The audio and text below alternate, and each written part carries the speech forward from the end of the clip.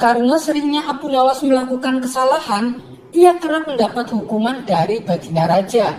Tapi yang membuat Baginda Raja kesal, Abu Nawas selalu saja bisa lolos dari hukuman karena kecerdikannya. Dan kali ini Abu Nawas kembali melakukan kesalahan. Ia tertangkap tangan oleh prajurit istana tengah menenggak minuman keras. Dengan sigap, para prajurit ini segera menangkap dan membawanya ke hadapan Baginda Raja. Abu Nawas, kelakuanmu masih saja tidak berubah. Selama ini aku sudah berbaik hati sama kamu. Aku sengaja meloloskanmu dari hukuman karena kamu selalu berjanji tidak akan mengulangi. Tapi kali ini sudah tidak bisa ditolerir. Apapun alasanmu, kamu tetap akan saya hukum, ucap Baginda Raja. Sementara Abu Nawas hanya terdiam, kepalanya tertunduk tak berani menatap. Kira-kira hukuman apa yang pantas diberikan supaya Abu Nawas kapok dengan perbuatannya? Tanya Baginda Raja kepada penasehat istana. Kemudian penasehat istana mengusulkan bagaimana kalau Abu Nawas dihukum dengan cara minum air yang mendidih. Ternyata usulan tersebut langsung diterima Baginda Raja. Usulanmu bagus sekali, saya setuju denganmu, kata Baginda Raja. Seketika Abu Nawas langsung pucat pasi, tubuhnya menjadi gemetaran. Ampun Paduka yang mulia, hamba mohon keringanan hukuman, pinta Abu Nawas memelas. Keputusanku sudah bulat Abu Nawas dan tak bisa ditawar-tawar, balas Baginda Raja. Abu Nawas tak sanggup membayangkan betapa pedihnya rasa sakit yang akan ia alami, bahkan bisa berakibat kematian. Baiklah Paduka, kalau itu memang sudah keputusan Paduka, saya terima dengan berat hati. Tapi sebelum saya menjalani hukuman, izinkan saya menemui istri dan anak-anak saya untuk berpamitan, ujar Abu Nawas. Sejenak Baginda Raja terdiam. Ia heran dengan kata-kata Abu Nawas. Berpamitan? Maksudnya bagaimana Abu Nawas? Tanya Baginda Raja heran. Begini Paduka, apabila air mendidih masuk ke dalam perut, bukan hanya lidah dan bibir saja yang akan melepuh, tapi semua organ tubuh di dalamnya juga ikut melepuh. Tidak menutup kemungkinan saya akan mati saat itu juga, jelas Abu Nawas. Sontak Baginda Raja terkejut, ia tak menyadari akan hal itu. Kasihan juga Abu Nawas. Tapi masa saya harus menarik kembali ucapan saya? Itu tidak mungkin. Martabat saya sebagai raja akan jatuh, pikir Baginda Raja. Baiklah Abu Nawas, saya penuhi permintaanmu. Sekarang juga kamu pulang, tapi besok kamu harus sudah ada di sini, titah Baginda Raja. Abu Nawas pun lalu undur diri pamit pulang. Sesampainya di rumah, Abu Nawas memberitahu istri dan anak-anaknya tentang hukuman yang akan ia jalani. Itu sama saja dihukum mati. Mengapa Baginda Raja sekejam itu? Kata istrinya tak terima. Sudahlah wahai istriku, bila memang ini sudah takdirku untuk mati, saya harap kamu dan anak-anak mengikhlaskan kepergianku, tutur Abu Nawas. Mereka lalu menangis sambil berpelukan erat. Malam pun semakin larut. Abu Nawas masih belum dapat memejamkan mata. Ia terus meratapi nasib yang tengah dihadapinya. Namun ia terus mencari cara bagaimana supaya bisa lolos dari hukuman. Saat Abu Nawas sedang memutar otaknya, tiba-tiba rasa lapar mulai menghinggap. Wahai istriku, adakah makanan yang tersisa untukku? Tanya Abu Nawas.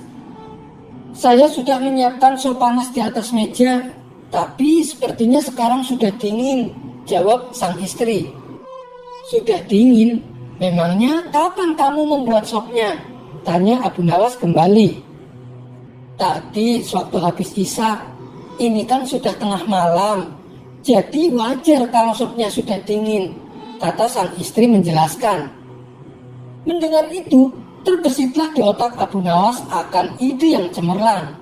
Tapi Abu Nawas sengaja tidak memberitahu istrinya, sebab ia tidak ingin rencananya menjadi berantakan. Setelah menjelang pagi hari, Abu Nawas mengumpulkan para tetangganya. Ia memberitahu mereka bahwa dirinya hari itu akan dihukum mati, dan ia meminta agar para tetangganya ini ikut bersamanya ke istana. Berita mengejutkan ini tentu saja membuat mereka kaget. Ia tak menyangka Baginda Raja bisa setega itu. Abu Nawas, kamu kan dekat dengan Baginda Raja. Kenapa tidak minta ampunan darinya? Tanya mereka. Biarlah, nasi sudah menjadi bubur. Baginda Raja juga tidak akan mencabut ucapannya, terang Abu Nawas. Maka berangkatlah Abu Nawas ke istana dengan didampingi keluarga dan para tetangga.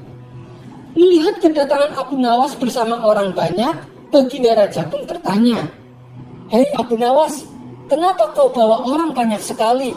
Apa kau hendak melawanku?" Dengan ekspresi wajah sedih, Abu Nawas menjawab, "Ampun Paduka, Paduka jangan salah paham. Mereka semua adalah tetangga saya Paduka. Mereka ingin melepas kepergian saya." Baginda Raja pun tidak keberatan hal itu. "Baiklah Abu Nawas, apakah kau siap menjalani hukuman?" Tanya Baginda Raja.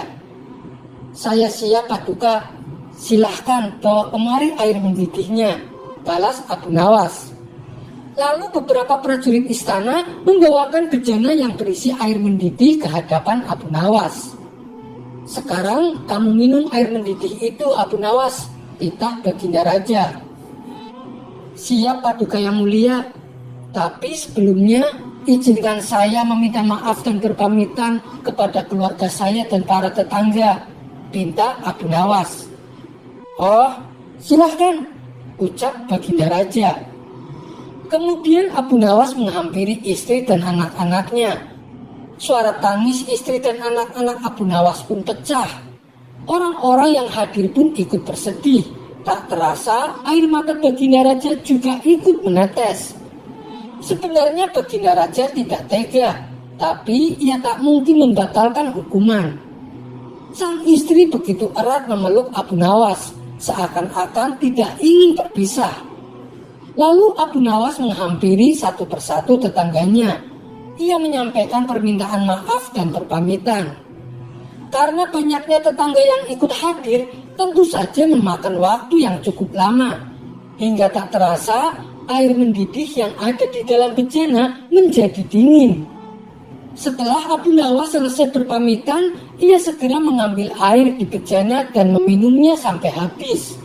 Tentu saja Abu Nawas tidak mengalami suatu apapun, sebab air yang ada di dalam bejana sudah menjadi dingin. "Paduka yang mulia, saya sudah menjalani hukuman. Izinkan saya pulang," pinta Abu Nawas. Melihat hal itu, Baginda Raja menjadi bengong.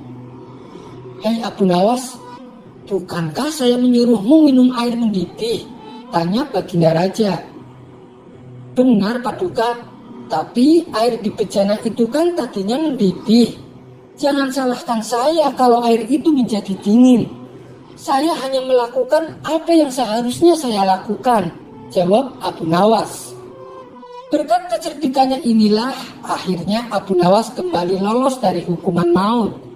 Ia pun dipersilahkan pulang oleh Baginda Raja bersama anak, istri, dan para tetangga. Sampai di sini dulu perjumpaan kita. Semoga Anda terhibur. Wassalamualaikum warahmatullahi wabarakatuh.